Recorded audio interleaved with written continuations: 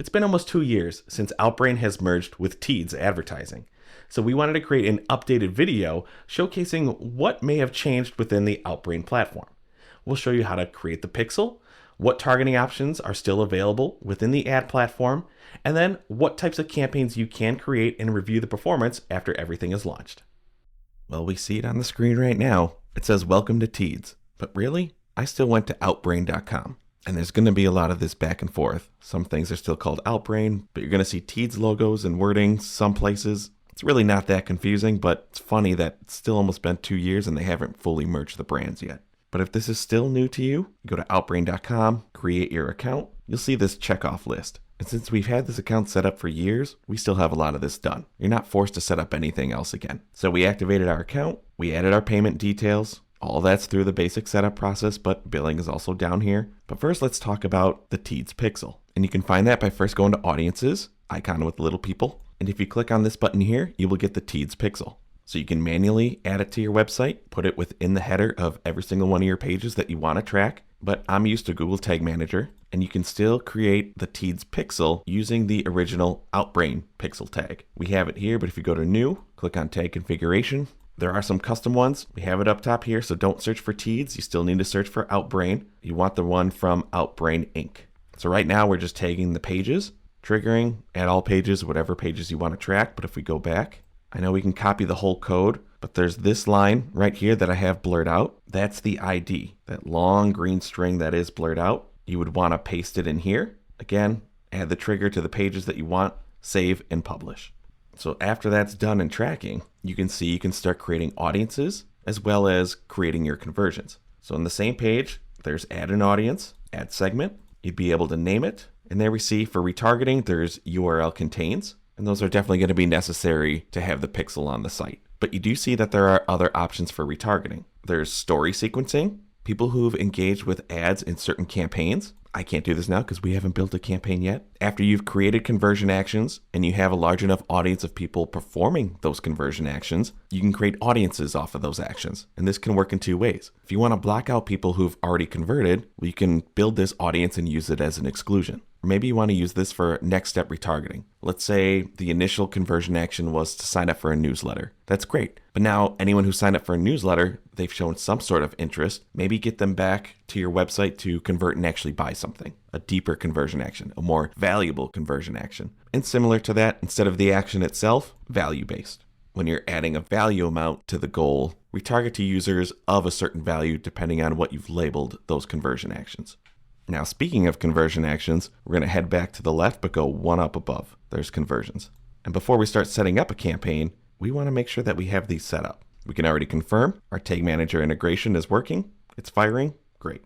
And yes, we still have a couple conversions set up from the old video. Probably should update these, but we can look at creating conversion actions. I know they're going to want these engagement conversions added to the account. If you're really focused on engagement, brand awareness, that sort of thing, go for it, but I would still like the deeper conversion actions to be created first. There's a couple ways that you can create conversions. I think the easiest way is still going to be URL based, and their example is perfect. If you have dedicated confirmation URLs on your website, whether it's thank you, purchase completed, or maybe you just want to track like an add to cart. If you have consistent URLs, URL contains, easy enough to build this and create the conversion action.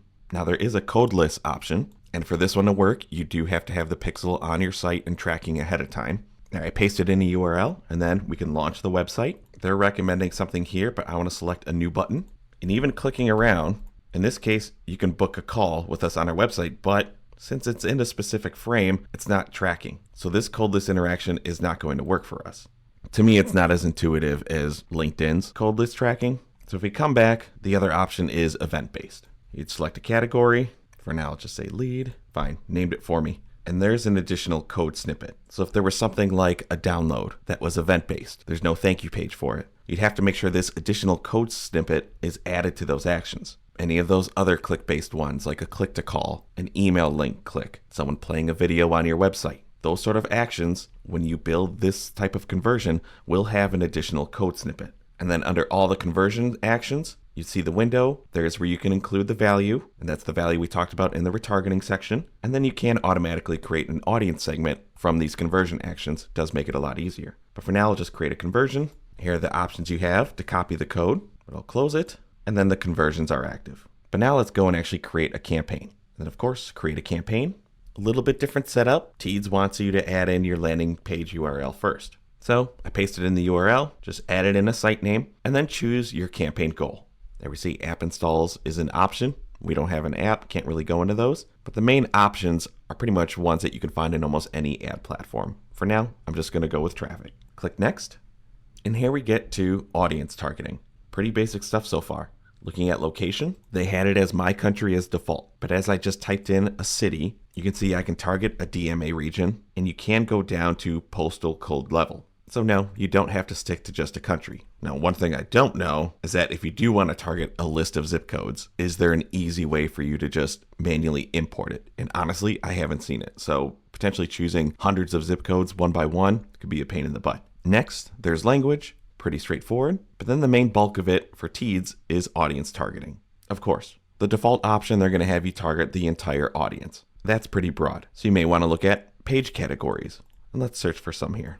I'm going to start off with business. So you can't select all, but hey, we're the Pay Media Pros. And then I may want to search for other interests. Hey, there's marketing too. So you can scroll and look at all the options here. Again, they are still fairly high level, but contextual targeting means getting in front of users while they're reading content about these options that we could be targeting. So yes, Michelle and I would like to promote advertising services, but maybe there's an article about how one of the TV platforms are now going to include advertising as part of their streaming. Well, that's advertising. People may not be interested in buying advertising services from us, but they're reading an article about ads on a streaming device. So see how there could be a mismatch there? So try to think of all the different ways that people could be reading an article about one of these page categories. But instead of just targeting them, you see there's an and category where the page categories have to meet multiple criteria, or you can exclude certain categories too. We can look at user interests. Notice it has to be one or the other. You can't combine these two. And overall interests, there's just 20 of them. Not a lot. Even more high level than page categories. But this time you're targeting the user no matter what page content they're reading. So if I want to get in front of someone who's interested in marketing, but they're reading articles about cars, maybe this is a better bet. But the audience size for the interest reach, I can tell you right now, is a lot bigger than what the marketing option for page categories was. So you'll have to choose your options there. And then device, right now it's on mobile. I could choose to have it shown on desktop if you feel like your landing page experience is better on one, but I can't create a duplicate campaign if I want to run both devices at the same time. Just going to keep it at desktop for now. But as we move on to ads, first thing that pops up is AI generated content. They gave me 4 title selections. I can look at generating more.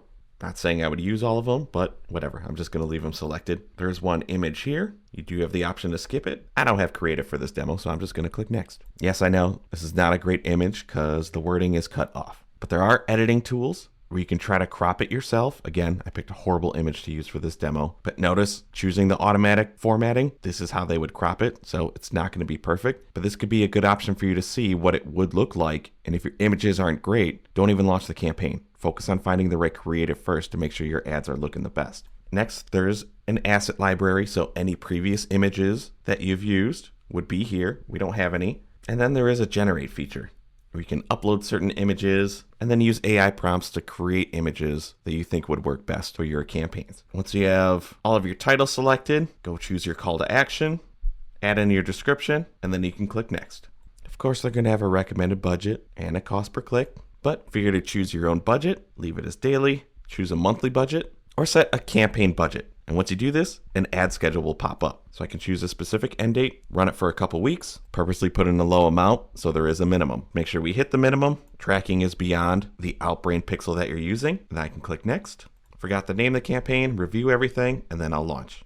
Right now I'm looking at all campaigns here in the dashboard. We get some pretty basic metrics. Looking at our campaigns, here's where we can review all of our campaigns that are running. Then we can review certain things by time, by the publisher, location. I just picked the one city. By platform, by interest. Based on engagement or performance, you might find different targeting options that you would want to test. Yes, we have our columns over here. So yes, there's our conversion columns. If you are running app campaigns, there are columns just for your apps. And really just assess performance from here. Now that was their quick conversion setup. If I go back and create another campaign, I'm still in the automated mode. The second option would be to look at switching to manual mode where we do get more levers to pull. Yes, I want to switch to manual Because as you're going through, you're probably like, wait a minute, where was retargeting? I didn't see that as an option, but you can create audiences. Yeah, you have to switch to manual mode to find that. So now if I'm retargeting, I probably want to be focused on conversions. Here we see more options for different bid strategies. What's our targeted conversion action? Any higher level top of funnel conversion actions you still want to see. Scrolling down a little bit, here's our bid and budget. And there we see different options for creative formats. Standard image, video clips, so whether it's an actual video or you can have moving GIFs or carousel ads. Here's where we can have multiple devices within the same campaign. Choose your location, language, and then more audience options. There's the full audience, contextual audience, interests, additional third-party ones. This is new. And here's our custom audience segments.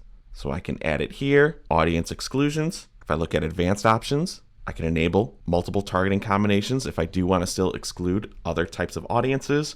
AI suggestions, still an option, or I can just create manually and import. Ad setup is the same. I can still give a variety of headlines and images, and then I would just go through and create the campaign, but I'm not going to launch another one. So those are the two main ways that you can create campaigns in Teads. Now, what we typically tell clients who are a little hesitant about testing a new ad platform, we just say create an account, get the pixel on your site, and build traffic, event, and conversion audiences. See how many of your current customers or current website visitors have the potential to engage or experience an impression from an Outbrain or Teads ad. Then maybe test out first with some retargeting.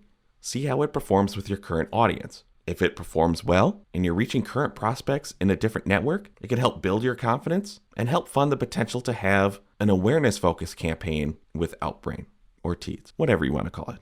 Most of these ad platforms, like what I did, you can just play around with the campaign builder, see if you can find your target audience in the option here, and dig in and get all this information without even spending a penny. So there's definitely been some updates since the last time we made a video about Outbrain, but for the most part, still pretty straightforward, still pretty simple to use. Now, if you've run campaigns with Teads or Outbrain before and want to share your experience, let everyone know in the comments.